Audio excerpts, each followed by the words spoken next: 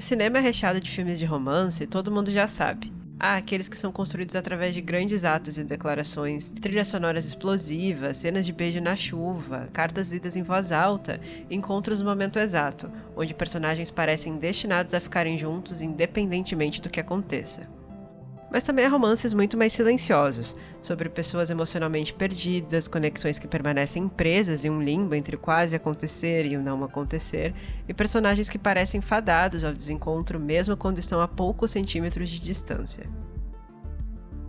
E talvez nenhum outro filme capture isso de maneira tão melancólica, tão solitária e ao mesmo tempo tão estranhamente esperançosa quanto Chungking Express, de Wong Kar-wai.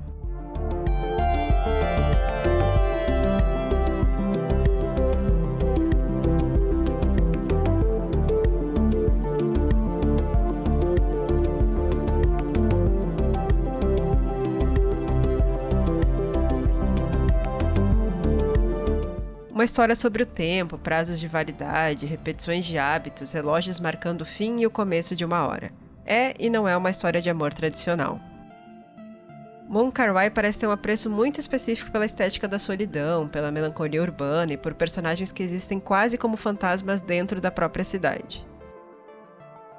Cercados por uma Hong Kong acelerada demais, os protagonistas de Chungking Express se apresentam fora de sincronia, como se estivessem em frequências diferentes e incapazes de se conectar completamente. E é justamente aí que o diretor transforma encontros aleatórios no meio da rua, apartamentos apertados, quartos de hotel, lanches de madrugada e a repetição de uma música em algo profundamente romântico. Existe uma constante ideia de dualidade no filme. Ao invés de acompanhar uma única narrativa linear, com os mesmos personagens do começo ao fim, Wong Kar-wai literalmente divide o filme em duas histórias distintas, cada uma acompanhando protagonistas diferentes, relações diferentes e concepções diferentes de tratar a solidão. Mas o que impede Chungking Express de parecer apenas dois curtas aleatórios editados juntos é a quantidade de paralelos e referências cruzadas espalhadas pelo filme inteiro. Os personagens transitam pelos mesmos espaços, compartilham os mesmos corredores, os mesmos restaurantes, os mesmos hábitos noturnos e até mesmo, em alguns níveis, as mesmas angústias emocionais. E sim, é verdade que a premissa das duas histórias é basicamente a mesma. Dois policiais de coração partido tentando lidar com o fim recente de um relacionamento enquanto se apaixonam novamente. E talvez o mais curioso seja que Chungking Express quase parece um filme improvisado, como se tivesse sido feito meio que no impulso, sabe? E de certa forma foi. No ano de 1994, Wong Kar-wai estava completamente consumido pela produção de Ashes of Time, um filme épico de artes marciais extremamente ambicioso e caro para os padrões chineses da época. O projeto passou por atrasos constantes, reescrita, problemas de produção e um processo criativo tão exaustivo que parecia simplesmente nunca terminar. E foi no meio desse desgaste todo que Chungking Express surgiu, para ser uma proposta mais espontânea, urbana e rápida. É interessante perceber como essa lógica de dualidade parece atravessar absolutamente tudo no filme inteiro.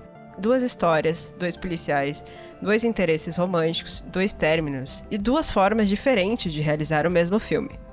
Porque o que em tese foi apenas um problema de agenda durante as filmagens, acabou contribuindo diretamente para a identidade visual. Chungking Express teve dois diretores de fotografias diferentes trabalhando simultaneamente no projeto. A primeira história foi assinada por Andrew Lau, que já havia trabalhado com o diretor em As Tears Go By, seu longa de estreia lançado em 1988. Isso ajuda a explicar porque a primeira metade do filme possui uma energia muito mais agressiva, rápida, instável e caótica. É nessa parte que o filme utiliza com mais intensidade a combinação dos efeitos técnicos step printing e undercranking, dois recursos fundamentais para criar aquela sensação constante de desorientação urbana.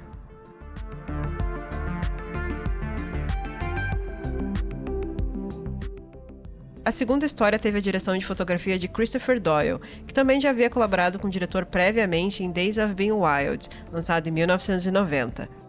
Ao contrário da primeira metade, a estética aqui se torna mais contemplativa e íntima. A percepção do tempo continua sendo central, mas os efeitos visuais criam uma estranha sensação de simultaneidade. A imagem parece existir em duas velocidades diferentes. Enquanto os personagens se movem lentamente, o mundo ao redor continua avançando em ritmo normal. E isso reforça uma das ideias mais importantes de Chungking Express, o sentimento constante de estar emocionalmente fora de sintonia com o próprio tempo. Só que nada parece realmente parado e ao mesmo tempo tudo parece suspenso.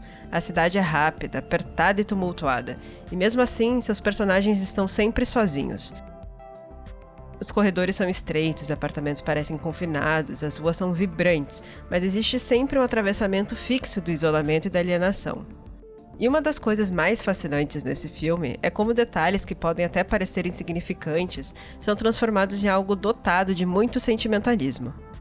Pilhas de latas de abacaxi, California Dreaming do The Mamas and the Papas tocada repetidamente, limpezas de apartamento não solicitadas, fantasiar com uma viagem para outro país, guardar recibos, criar rituais estranhos para lidar com a ausência. Apesar de toda a melancolia, da solidão permanente e da sensação de desencontro, Wong Kar-wai nunca transforma seus personagens em pessoas completamente cínicas ou apáticas. Existe uma tristeza em torno naquele universo, mas nunca, em nenhum momento sequer, ausência de desejo. Os personagens continuam tentando se conectar o tempo inteiro, mesmo sem saber exatamente como fazer isso. Voltam aos mesmos lugares, escutam as mesmas músicas, criam pequenos momentos ritualísticos, se agarram a detalhes mínimos como se qualquer gesto cotidiano ainda pudesse carregar algum tipo de significado afetivo. E pode ser que seja exatamente aí que o romantismo de Chungking Express se diferencia tanto de outros romances tradicionais. O filme não acredita necessariamente em amores perfeitos ou destinos inevitáveis.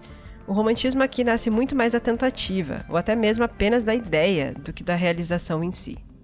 O diretor se debruça na maneira como as pessoas vivem sentimentos que ainda não se resolveram e na obsessão de prolongar esses mesmos sentimentos antes que eles desapareçam.